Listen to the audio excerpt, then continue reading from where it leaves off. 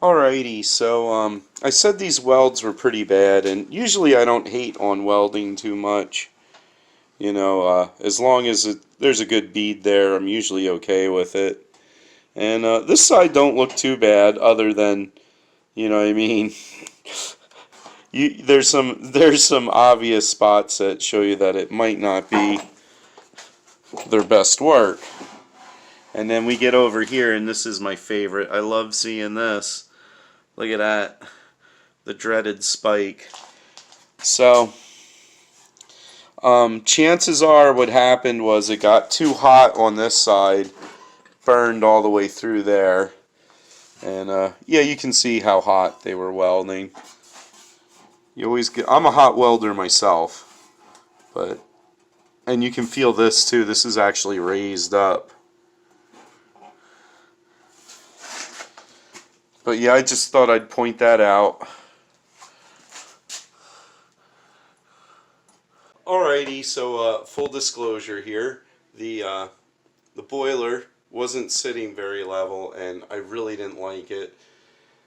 But for now, that looks good, and at least the boiler's where it should be, or at least I think it's where it should be. Hopefully there aren't too many more changes, but this took me quite a while to figure this out. I should be able to tie into everything okay. We got my, that pipe will stretch. You don't even have to get the pipe stretcher, it'll just naturally stretch. And then this one here, this I was really, really worried about, but there might be some saving grace after all. Watch, I have hit my head so many times on that. So, I'm probably not going to be able to get a good picture of it. But this is a bit of a disaster. They overshot the length with this, with this pipe. And then who knows, I don't know how many heating systems have been installed in this house, so you never know what was what. But anyway, up here is 2-inch, and then this is 2.5-inch. It's a reducing elbow up here, and it looks like it's cast iron. So I'm really, really hoping I can just smash that off and save the threads, and then I can put a regular 2-inch elbow in there, come down, and tie into this stuff however I want. So that's the game plan, and basically, for me, this is the kind of thing that takes a long, long time. Yeah, I'm being completely honest about it. I didn't even know which way the boiler should sit down here. So, hey everyone, how's it going? So, I don't know what day we're on. I keep pushing off this project for various reasons, and it seems like when I do get started, there's always something in the way. So anyway, very little progress has been made on this, but finally, I've gotten over the biggest hump for me, and this video is going to be more about kind of like the problem I have with my confidence and making decisions and stuff, more than installing the boiler, because as you can see, I haven't gotten very far. So I'm going to be completely honest about this. This has taken me like 2 days to figure out, and some of it's me because I don't do residential installs ever. Really, this is like kind of my first one. But the other thing is, like, if you have problems with your confidence and stuff, you kind of go back and forth. My big problem right here is the anxiety of doing something really stupid, and I'm not afraid to do something twice. As we used to say in the trade, we do it nice because we do it twice, and that's kind of has like a double meaning for mechanics that know. I don't want to get into that, but anyway, let's check out the boiler, and I'm going to show you what I came up with, and hopefully I can post this. And if I'm doing anything really, really stupid, let me know if you have any other ideas. And yeah, I know it's going to be kind of hard to get a feel of how things are with the camera, but I'm going to try and do my best. So there's the boiler. I have spent last 2 days trying to figure out how to place the boiler so we can hook everything up and make it kind of easy as possible. So yeah, let me show you my dilemmas in getting started here. So there's the boiler, and right above it there's the lines I'm going to tie into. So I needed to shim out the boiler to get it level. And yeah, like I said, there's just constant obstacles. So this is what I came up with. I put a piece of unistrut under this leg. And I got a couple pieces of unistrut and some washers on that side. So it's very, very stable. Maybe some people won't agree with what I did, but that's what I did. So yeah, I call that nice and level. Yeah, hopefully I got a shot. I hate using the cell phone as a camera. So, there's the boiler, and you're like, oh, why did you do that? I looked at a couple different configurations. If I were to spin this around, I could catch both of those lines out of the supply ports, fittings, whatever you want to call them, on the boiler. But there'd be a big time problem. And I just noticed this. And maybe it's a good thing you read directions, maybe it's not. But I noticed in the directions here, let me bring them up here. Yes, I do read these stupid things. It's because I haven't fully installed my first one. And really, honestly, these things are kind of making it almost harder for me because they're not good directions. But let's check out the boiler once again.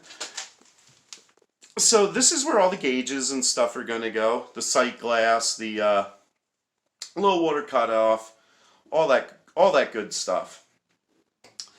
So technically, this is the side of the boiler and not the front. This section here going this way, this is the front going that direction, and then there's where the exhaust would come up and out, so that's technically the back. If you read the directions, and I thought this was really, really weird, but it says the supply side of the steam must come from the control side. So that means you're very limited in what positions, how you can position this boiler. So this is what I came up with. This is my best setup, that it won't look too terribly bad, and it'll hopefully clean up some things. I know this video is already running long, but what does it matter? Oh, there's only like 10 people going to check it out anyway. So if you're one of those 10 people, hey, thanks a lot. And I love you guys for watching. So over here, what we're going to do is the boiler's going to stay here. So this is, the control side. We're going to come up with the header. We're going to 90 over. We're going to come over here with a T. And we're going to go all the way up here and catch this. So I'm going to spin the camera around and let's have a good look at this. This, I usually don't use harsh language like this, but this is a clusterfuck.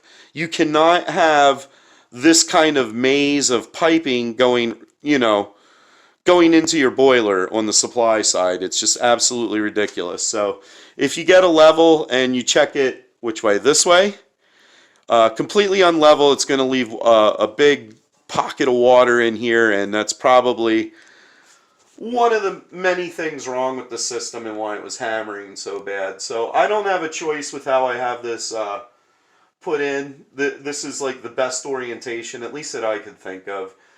So yeah, I already said this. Header's going to come up. We're going to 90 over. We're going to T up into here, and that's what I love about T's and elbows. I might not be, I don't know, a master plumber or have a plumbing license, but I run some pipe really, really nicely, and I love doing this stuff. I don't know. Compared to other people, I do sometimes do things a little differently, but I prefer taking shortcuts and I don't know, just making things like generally nicer and more efficient. So that's what I'm going to do here. All this crap here is going to get removed. Hopefully, I'm hoping this is a cast iron 90 and I can bust it. And the reason is, you can see there's no pipe dope on this side. So really bad sign. Chances are that's like welded together. Well, not, you know, not welded, but rust welded together. So if I can bust that off, you know, I can come on a little bit of an angle, catch a T, and then over here, we're just going to come out, we're going to tee up, we're going to go straight into this one. That'll be perfect. So both of these lines will have a header and a feed that goes directly into them, and there won't be any maze. And then on this side, of course, I'm going to 90 back down, connect, and I'm just going to go straight on that angle, whatever it needs to be, tee into there, into the return, and that'll be that. So that's my game plan with this. It's taken me, I don't mind admitting it, it's taken me like 2 days to come up with how I'm going to pipe this and where I'm going to put the boiler. And finally I'm confident. So from here on out I can actually do the job, which is a really, really good thing. And I might not have gotten a lot done today, but it's kind of going to be a breeze. At least the pace is going to pick up and I'm going to show progress after today. So I think that just about does it. I can't really think of anything else. I got to fix that hood, and yeah, that's going to do it for right now. So thanks for watching, guys. Until next time, have a good one, and I hope everything's going good for you.